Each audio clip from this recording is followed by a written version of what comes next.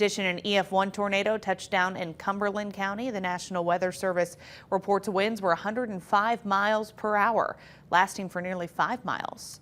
Our Shade Ray shows us how that twister disrupted a family's life. A couple in the Big Lick community are figuring out their next steps after their home was destroyed. They were inside when the storms rolled through. That's Terry Manning cleaning up what's left of his concrete garage.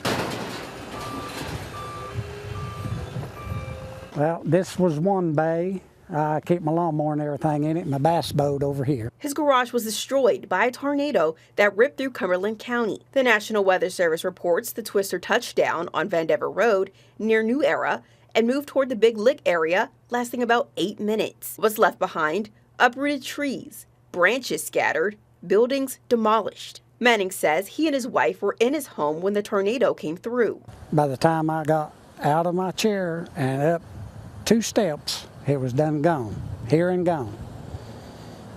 And didn't even get to the safety room. The roof of his home and carport was torn off.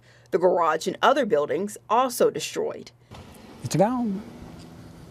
It's gone. We just got done doing $15,000 worth of renovations inside.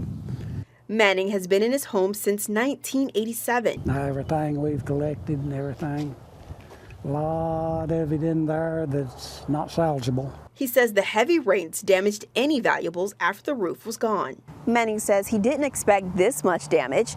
He urges everyone to stay aware in any storm. In Cumberland County, Shade Ray, WVLT News.